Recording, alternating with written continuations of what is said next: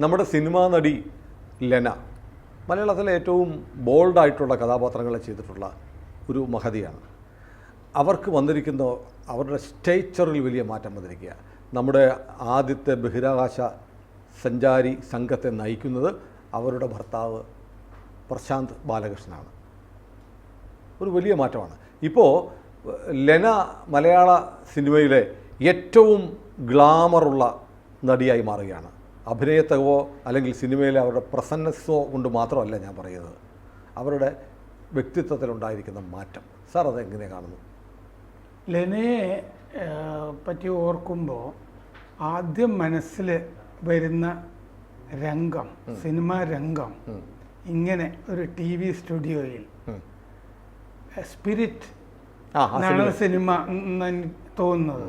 അതിൽ മോഹൻലാലിനോട് സംസാരിച്ച് നിൽക്കുന്ന ഒരു ദൃശ്യമാണ് ഓർമ്മ വരുന്നത്, ഒരു ടെലിവിഷൻ സ്റ്റുഡിയോയിൽ. അത് ഗംഭീരമായിട്ടാണ് അവർ കൈകാര്യം ചെയ്തത്. ഞാൻ ധാരാളം സിനിമകൾ കണ്ടിട്ടുണ്ടെന്ന് തോന്നുന്നില്ല, പക്ഷെ ചെയ്ത വേഷങ്ങളൊക്കെ മാത്രമല്ല, മലയാള അഭിനേത്രികൾക്കിടയിൽ ഒരു ഇൻ്റലക്ച്വലായിട്ടുള്ള ആളായിട്ടാണ് പലപ്പോഴും എനിക്ക് തോന്നിയിട്ടുള്ളത്. കാരണം അവർ ബംഗളൂരുവിലാണ് പഠിച്ചതൊക്കെ, സൈക്കോളജിയാണ് അവർ പഠിച്ചത്. അത്ര ഡീറ്റെയിൽസ് എനിക്കറിയില്ല എന്നൊക്കെ ഞാൻ വായിച്ചിട്ടുണ്ട്. ഇതെങ്ങനെയാണ് ഈ നമ്മുടെ ജോലിയുടെ ഭാഗമായിട്ട് എല്ലാവരുടെയും കരിയർ നോക്കുമല്ലോ. അവർ നന്നായിട്ട് വിദ്യാഭ്യാസമൊക്കെ ഉള്ള ആളാണ്, സൈക്കോളജിയൊക്കെ പഠിച്ചിരുന്നതാണ്. ആ കാലത്ത് തന്നെ ഈ ആദ്യ ഭർത്താവിന് അവിടെ പരിചയമൊക്കെ ഉണ്ട്. അങ്ങനത്തെ കഥകളൊക്കെ എനിക്ക് പല കഥകളും അവർ പറഞ്ഞു ഓർമ്മയുണ്ട്. അവർ പിരിയുമ്പോഴും വളരെ മാന്യമായിട്ട് സ്പിരിറ്റിലെ മോഹൻലാലിന്റെ കഥാപാത്രം അതുപോലെയായിരുന്നു. അതെ, അത് നല്ല കഥാപാത്രമായിരുന്നു. അതെ, അവരും സൗഹൃദത്തോടു കൂടി പിരിയുന്നതായിട്ടാണ് അതിൽ ആ കഥ, ഭാര്യയുമായിട്ട്. പിന്നെ അവരുടെ രണ്ടാമത്തെ ഭർത്താവുമായിട്ടും സൗഹൃദം ഒക്കെ പോകുന്ന ഒരു നല്ല സിനിമയായിരുന്നു അത്. അപ്പോൾ ലെന അങ്ങനെ അവരൊരു ഇൻ്റലക്ച്വൽ കാലിബർ ഉള്ള. സാർ, സമീപകാലത്ത് ലെനയെ വല്ലാത്ത ആളുകൾ പൊങ്കാലയിട്ടു. ലെന ഈ പറഞ്ഞതുപോലെ, ശങ്കരൻ പറഞ്ഞതുപോലെ, പുനരഭിജനനം, പുനരഭിമരണം, പുനരഭിജനനി, ജഡരേ ശയനം എന്ന് പറഞ്ഞതുപോലെ നമുക്കെല്ലാം മരണമുണ്ട്, പുനർജന്മമുണ്ട്, മരണാനന്തര ജീവിതമുണ്ട് എന്നൊക്കെ പറഞ്ഞപ്പോൾ നേരത്തെ നമ്മൾ സ്ഥിരം പറയുന്ന ലെഫ്റ്റ് ലിബറൽ ഫുഡാപ്പി സംഘങ്ങളുടെ കൂട്ട ആക്രമണത്തിന് കാരണം ലെന ചാടകത്തി ചവിട്ടി ഭാരതീയമായ ഒരു ദർശനത്തെ കുറിച്ച് സംസാരിച്ചു എന്നൊരു വലിയ ആക്രമണം നടന്നു. ഈ ലെന ഓട്ടോബയോഗ്രഫി ഓഫ് ഗോഡ് എന്ന് പറഞ്ഞൊരു പുസ്തകം എഴുതിയിട്ടുണ്ട്. ആ പുസ്തകത്തിന്റെ ചർച്ച ഒരു പത്രം നടത്തുമ്പോഴാണ്, ഇന്ത്യൻ എക്സ്പ്രസ് നടത്തുമ്പോഴാണ് അവർ കുറെ കാര്യങ്ങളൊക്കെ പറഞ്ഞത്. അത് ആ പുസ്തകത്തിന്റെ അകത്തും ഉണ്ട്. ഞാനൊരു പുസ്തകം ജാക്ക് സ്മൈൽസിന്റെ നേരെ വായിച്ചിട്ടുണ്ട്, Christ, A crisis in the history of God എന്നാണ് ആ പുസ്തകത്തിന്റെ പേര്. ദൈവചരിത്രത്തിലെ പ്രതിസന്ധി. അപ്പോൾ അതിൻ്റെ അകത്ത് ഷെനയുടെ ഒരു ഇറ്റലിയിൽ വെച്ചിട്ട് ഒരു നഗരത്തിൽ വെച്ചിട്ട് ഷെനയ്ക്ക്, ഫിലോസഫർ, ജർമ്മൻ, അദ്ദേഹത്തിന് ഭ്രാന്ത് വരുന്നൊരു രംഗയിൽ വന്നത് എൻ്റെ മനസ്സിൽ വല്ലാതെ തട്ടിയിട്ടുണ്ട്. അദ്ദേഹം ഉന്മാദിയായിട്ട് ഒരു കുതിരയെ ആരോ ഈ ചാട്ടവാറ കൊണ്ട് അടിക്കുന്നുണ്ടായിരുന്നു തെരുവിൽ. അത് കണ്ടിട്ട് ഓടിപ്പോയിട്ട് അദ്ദേഹം കുതിരയെ കെട്ടിപ്പിടിച്ചിട്ട് ആലിംഗനം ചെയ്തിട്ട് വാവിട്ട് കരയാൻ തുടങ്ങി.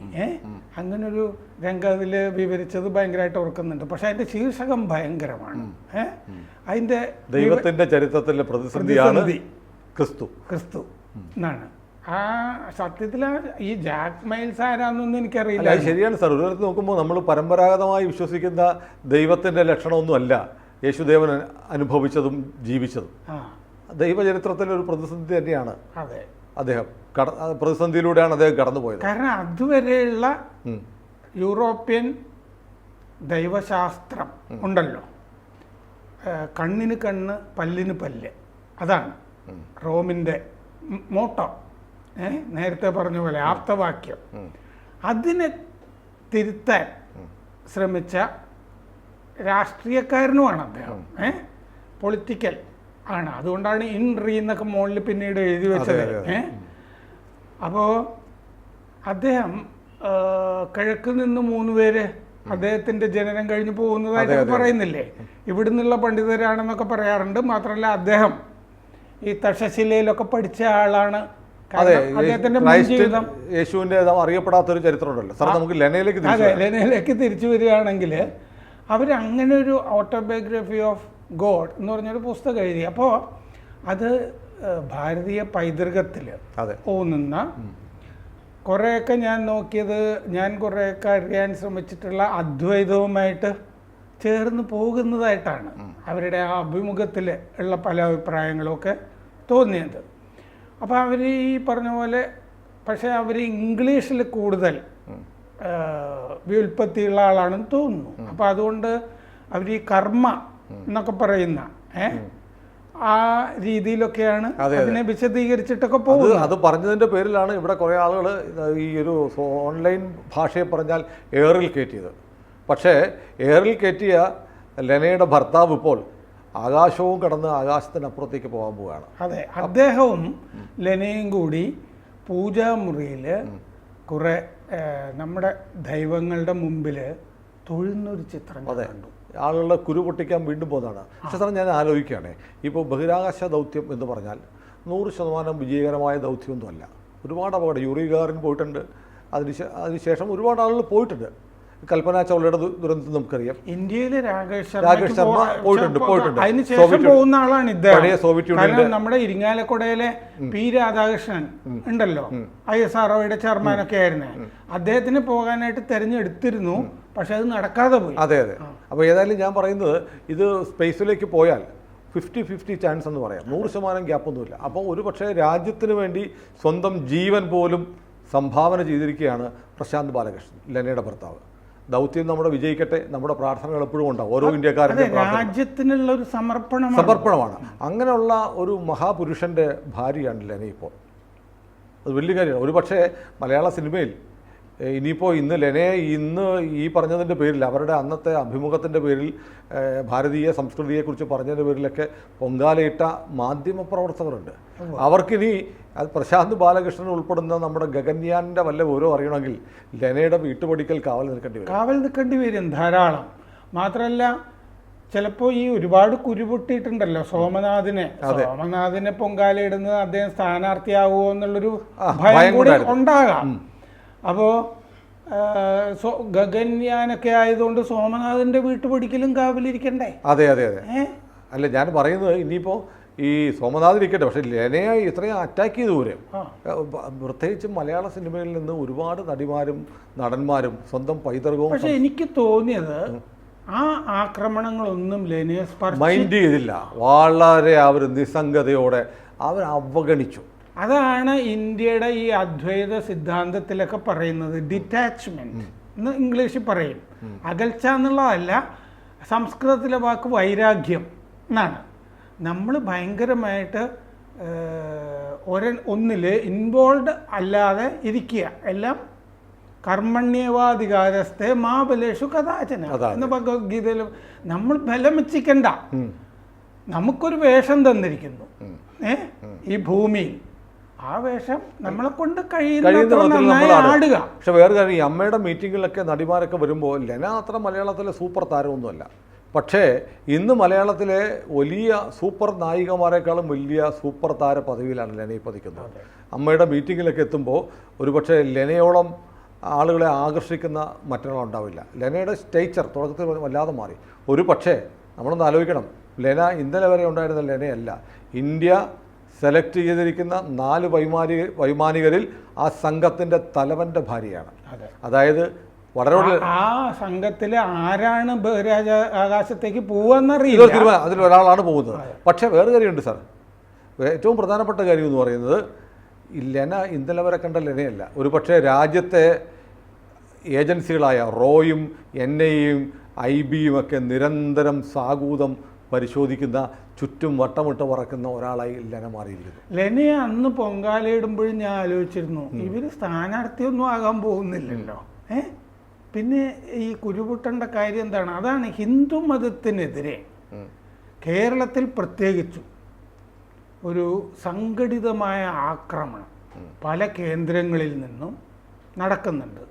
മാത്രമല്ല പല സ്ഥലങ്ങളിൽ നിന്നും വേറെ സമുദായത്തിൽപ്പെട്ടവരൊക്കെ, ബംഗാളിൽ നിന്നോ ബംഗ്ലാദേശിൽ നിന്നോ പാകിസ്ഥാനും ഒക്കെ, അവർക്കൊരു സേഫ് ഹേവൻ ആയിട്ട് കേരളം മാറുന്നുണ്ട്. അവർക്ക് സ്വതന്ത്രമായി വിഹരിക്കാവുന്ന. അതുകൊണ്ടാണല്ലോ കഴിഞ്ഞ ദിവസം IS ഭീകരൻ തിരുവനന്തപുരത്ത് വന്ന്, പ്രധാനമന്ത്രിയുടെ വരുന്നതിന് തൊട്ട് മുമ്പാണ്. അയാൾ വന്നതിൽ തന്നെ നമ്മൾ നോക്കേണ്ടത് എന്താണെന്ന് വെച്ചാൽ, വട്ടിയൂർക്കാവിൽ ഈ തമിഴിന് ഒരു ഭാര്യ ഉണ്ടാക്കി കൊടുത്തിരിക്കുന്നു.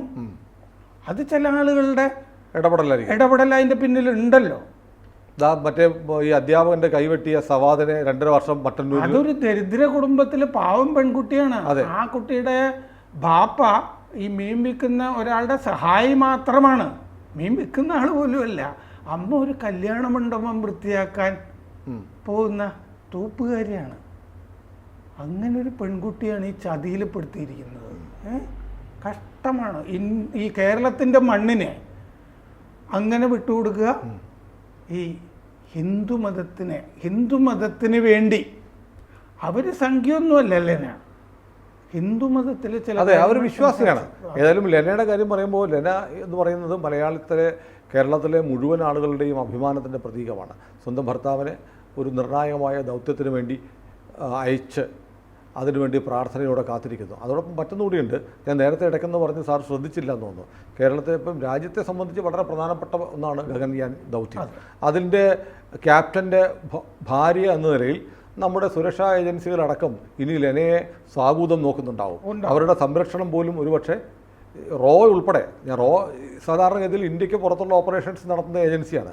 പക്ഷേ ഇതൊരു രാജ്യാന്തര സംഭവമാണല്ലോ, സ്പേസിലേക്ക് പോകുന്നത്. അതുകൊണ്ട് റോ മുതൽ നമ്മുടെ ലോക്കൽ സ്പെഷ്യൽ ബ്രാഞ്ച് വരെ നിരീക്ഷിക്കുന്ന മലയാളത്തിലെ സൂപ്പർ താര പദവിയിലേക്ക് നമ്മുടെ ലെന മാറിയിരിക്കുകയാണ്. ഓരോ മലയാളിക്കും അഭിമാനിക്കാം. ലെനയുടെ പ്രശാന്ത് ഇന്ത്യക്കാരനായി ഇന്ത്യൻ യാനത്തിൽ ബഹിരാകാശത്തെ തൊടട്ടെ. ഇന്ന് എൻ്റെ ഒരു സുഹൃത്ത്, ലെനയുടെ പുസ്തകം പരിഭാഷ ചെയ്യുന്ന സുഹൃത്ത് മലയാളത്തിലേക്ക് ലെനയെ വിളിച്ചിരുന്നു ഈ അഭിനന്ദിക്കാൻ എന്ന് പറഞ്ഞു. അപ്പോൾ അപ്രതീക്ഷിതമായ ഒന്ന് സംഭവിച്ചു. നിങ്ങൾ നേരിട്ട് അഭിനന്ദിച്ചോളൂ എന്ന് പറഞ്ഞിട്ട് ലെന പ്രശാന്തിന് ഫോൺ കൊടുത്തു. അത് ശരി. അദ്ദേഹം ചിരകാല പരിചയമുള്ള പോലെയാണ് സംസാരിച്ചത് എന്നാണ് ആ സുഹൃത്ത് പറഞ്ഞിട്ടുള്ളത്. എന്തായാലും പ്രശാന്തിന്റെയും ഭാഗ്യമാണ് ലെനയുടെ ഭാഗ്യമാണ്, മുഴുവൻ ഇന്ത്യക്കാരുടെയും ഭാഗ്യമാണ്. കൂടുതൽ വാർത്തകളും വിശേഷങ്ങളും നിങ്ങളിലേക്ക് എത്താൻ ABC മലയാളം സബ്സ്ക്രൈബ് ചെയ്യുക, ബെൽ ബട്ടണും അമർത്തുക.